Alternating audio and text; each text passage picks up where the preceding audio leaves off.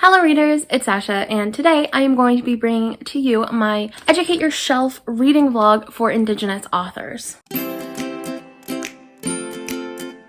So for Educate Your Shelf, it is a segment I do on this channel where I pick a bunch of stuff. It's hard to really describe. The last one I did was a chronic illness representation reading vlog, but I guess the whole point of Educate Your Shelf is just to get more representation for underrepresented groups on your bookshelf. So that is that. So for this one, I did choose to do Indigenous authors. There are quite a few books by Indigenous authors that I'm really interested in reading. So I thought the best way for me to start that journey would be to put that in a reading vlog. So I am doing that today. So the three books I plan on reading are Elatswe by Darcy Little Badger, which is a fantasy mystery, and this is about a young girl named Ellie whose cousin is murdered, so she goes to where he was murdered and she gets really caught up in the investigation, and she also has this element where she can speak to spirits and all this stuff. Really cool, so I can't wait to share my thoughts with you all on that. Then I am reading Firekeepers Daughter by Angeline Booley. I do have the book, but it's so far up my shelf that I just simply choose not to. This is about a biracial girl who's caught up in a situation in her hometown, and it takes place in 2004, I think it is, and really looking forward to reading that one. And finally, I will be reading If I Ever Get Out of Here by Eric Gansworth. This is about a young Indigenous boy who really finds a love in music, but he is bullied a lot for being Indigenous and living on reserves. So that is that. I can't wait to share with you guys my thoughts and feelings about these books. I did read this over the span of a month or so there's quite a wide range, but I cannot wait to share with you all my thoughts and feelings. So please stay tuned to the next clip while you see how I felt. Bye. Hello, it's me. I have decided to start off the month of July by starting off reading a book by an Indigenous author, and I'm really excited about this. I'm starting with Elatswe by Darcy Little Badger, and I'm so excited about this book. I've heard such mixed things about it, but ever since it's come out, I've had my eye on it, and so I'm really looking forward to formulating my own opinion and figuring out whether or not I really love it and all this stuff. And I also figured it was appropriate because today's July 1st, and while some people might be celebrating colonialism, I will be celebrating Indigenous authors. The discovery of mass graves in this country, it makes me sick. It makes me physically ill to think about. I'm disgusted at this country, and I have no intentions of celebrating anything to do with Canada because, to be honest, Canada sucks. We praise being a really inclusive and happy place, and then we find over 1,000 bodies of Indigenous children. So some people might be celebrating Canada Day today, but I will be going to work, and while I'm at work, I will be reading Elatswe by Darcy Little Badger. I still don't really know what it's about, to be perfectly honest. I feel like it's I know it's about this girl who has a ghost dog, I think, and I think it's an LGBT book. I don't really know though. I'm just gonna start it. We're gonna see how it goes. I am looking forward to it, and I will update you 50% of the way through. So yes, bye. I am halfway through Elatswe, a little over halfway through now, and this is such a fun and incredible story, and I'm really having a good time reading it. My only criticism is that it does read a little young, and I don't know, every time I picture Ellie, I picture her as more of a 14, 15-year-old girl, as opposed to 16, 17, I think she's 17. She just reads incredibly young, so that's kind of a little bit of a turnoff for me, but overall, I am having such an incredible time with this book. It's so fun, and some of the ancient lore is so interesting to hear, and I gotta go. Anyway, I actually anticipate finishing Elatswe today. I'm off work and I have a little bit of time to spare, so I think I'll probably end up finishing it, and I think that's going to be really fun. I'm just really enjoying it. I think it's a really interesting story. I love learning about Indigenous mythology. It's so fascinating, and it's a great story. The writing's really good. The author really knew what she was doing. I'm definitely a really big fan of Darcy Little Badger. It's an incredible incredible book. I'm really enjoying it. So I will update you guys when I'm finished, but I do anticipate it to be today, if not today, tomorrow for sure, because my mom just went into the hospital, so I might not be able to do it today. It's just an appendix thing, so it's not like the worst, but yeah, that's just, yeah. We shall see where the day takes us, but I'm so flippin' excited to finish this book. I cannot wait. So yes, goodbye. All of my updates are in the car, and I think that's really funny, but I did just finish Olat's Away last night, and I'm settling on a 4.5 out of 5 stars. I thought this was really good. Like, this was such a good fucking story. I loved it so much. Oh my gosh, the writing was so good. I don't know, it was such a good story. Like, it's hard to explain why.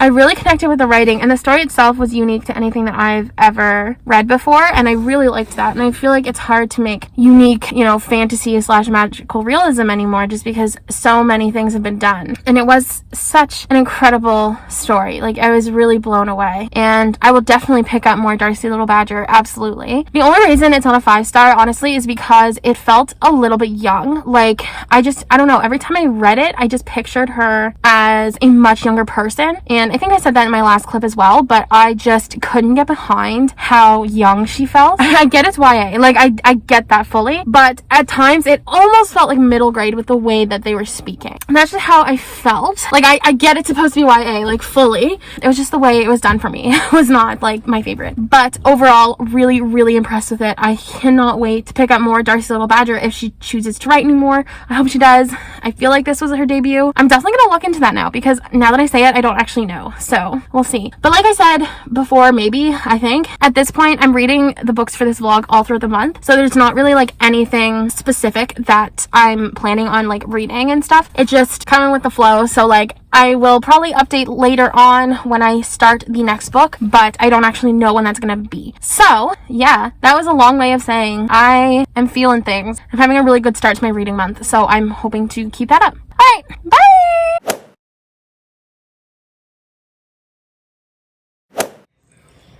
Hello.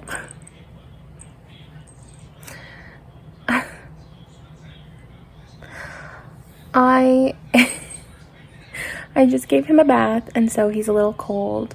But anyway, I am just starting Firekeepers Daughter by Angeline Boulley. This is a murder mystery story that just came out this year. I'm definitely really excited for this. I've not read, like, a good young adult murder mystery in a while. I say that, but, like, I definitely have. But I love YA murder mysteries, and this one's chunky, and I feel like a lot of YA mysteries are very, very small, and I just really enjoy when they're a bit larger and we can flesh through some things. So I'm really looking forward to reading this. So I'm gonna start that now. I'll update you guys 50% of the way through, but other than that, I'm pretty pumped for how this is gonna go, and I'm hoping to finish this before I go to PEI on Tuesday, and it's Saturday at like 1 a.m. So probably not, but we'll see. Okay. So I'm currently halfway through Firekeepers Daughter by Angeline Boulley. I'm really liking this book. It's definitely different than what I was expecting and anticipating going into it. I was expecting more of like a murder mystery type story, but this is actually more of a drug crime story, which I'm actually surprisingly okay with. It has been really meeting my expectations in terms of like the crime and the suspense, and that part of it is really, really fantastic. I have a couple of issues in general just with the story itself. I find to be entirely too long.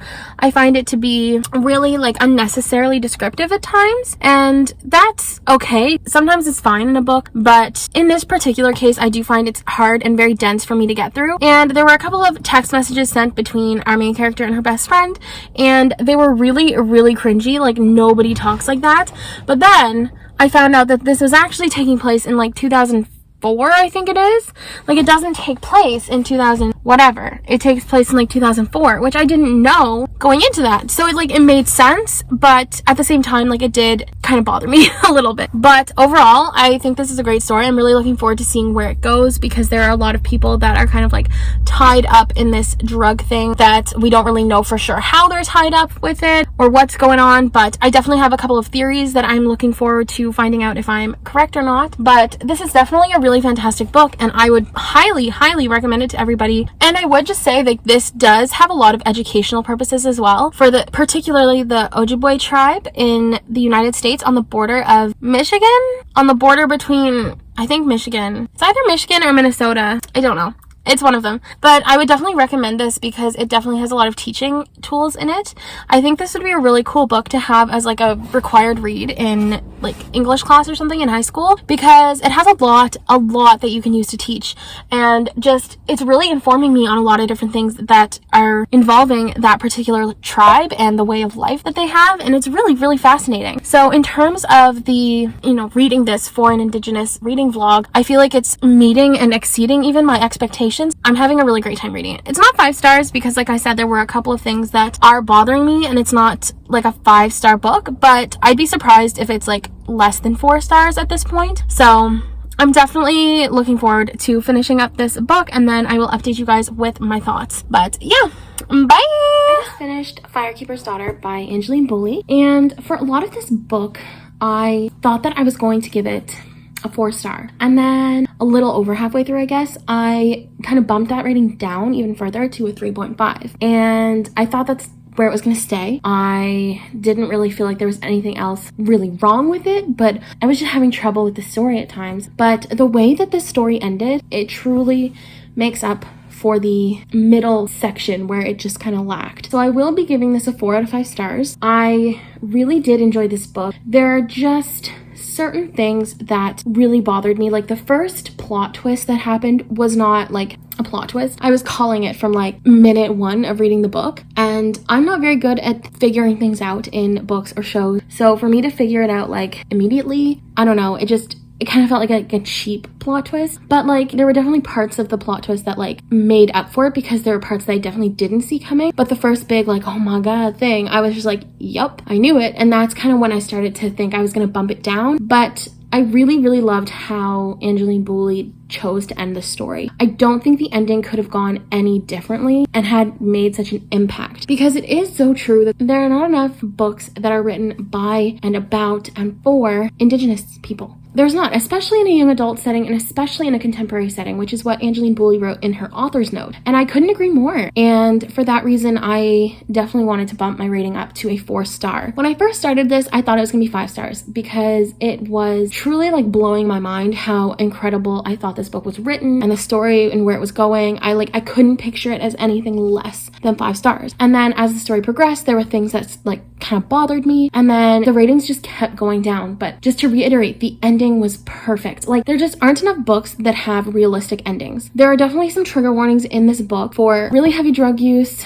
murder, attempted murder, kidnapping, sexual assault. So I would definitely look into those. I will put the full trigger warnings in the book triggerwarnings.com like I always do. So definitely go check those out. But yeah, it's definitely a heavy book. There's a lot that comes through with it, but it is really a great read, and it's really incredible. And I feel like if you're in a good mindset, then you could get a lot from this story. So I'm really glad that I chose to include this in the vlog, and I am really looking forward to picking up the next book for this vlog because I feel like my hopes are pretty high for it. Just given, I actually don't know. That's false. I actually don't know if it's, I don't know if I'm actually gonna love it, but it's fine. I'm really happy with this book and the way that it ended, and I'm glad that it kind of redeemed itself from where it was in my mind. So with that being said, I will update you guys when I start the next clip. I probably won't be starting. I might be starting tomorrow, actually. Pepper is in the hospital currently in PEI. That's where we are. And tomorrow, late morning, early afternoon, most likely is when he's going to be discharged from the hospital so that we can take him home. And I am really excited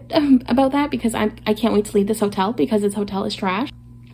It's fine. So once probably like while I'm waiting for him to be discharged, like once we check out of the hotel, you know, maybe we can find a place to sit down. I might start the book, or I might start it like when I get home tomorrow night, because I'm hoping to just drive home once he's picked up from the hospital. But I definitely feel like I'll probably start it tomorrow, but I forget the name, so I'll just post a little clip just like when I'm starting it and like with the name and the author and just like a little bit of an idea of like timeline wise and stuff. But yeah, so that is all for this one. I will see you in my next update. Bye!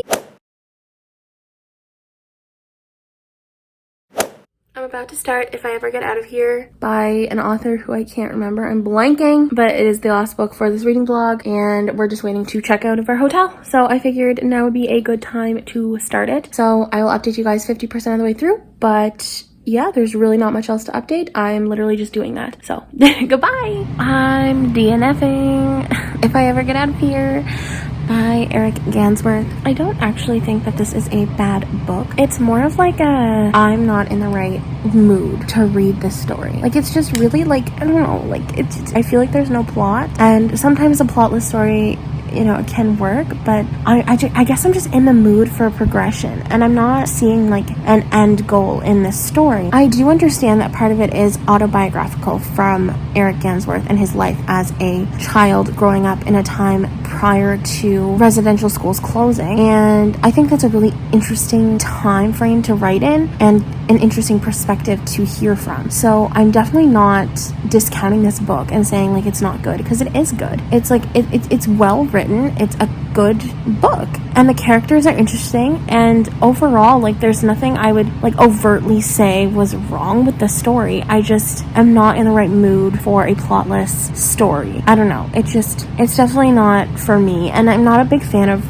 music stories in general, so this one does focus really heavily on bands like the Beatles and stuff like that, and I think that's great for some music lovers. I think they would really love this story because it focuses on friendships being built from bonding over music, and that's really cool, but that's not really something that I necessarily vibe with, so I am going to be DNFing this. I'm not necessarily going to say it's a hard DNF. I might want to go revisit this again and just kind of see where it takes me at some point in my life. I did get it on my Kindle, but we'll see. It is something that I'll have to think about and maybe pick it up again when I'm in the right mood, but I'm just not in the right mood right now, and I got 20% of the way through and I was just like, I can't do this anymore. But I definitely don't think that should discount you from reading this book, because it is really good. It's good, and the story's interesting, and I definitely would pick up more from Eric Gansworth because he's a really good writer, but it's just not my cup of tea for right now. So yeah, I will do a final little like wrap up update at the end, and then we'll be good to go.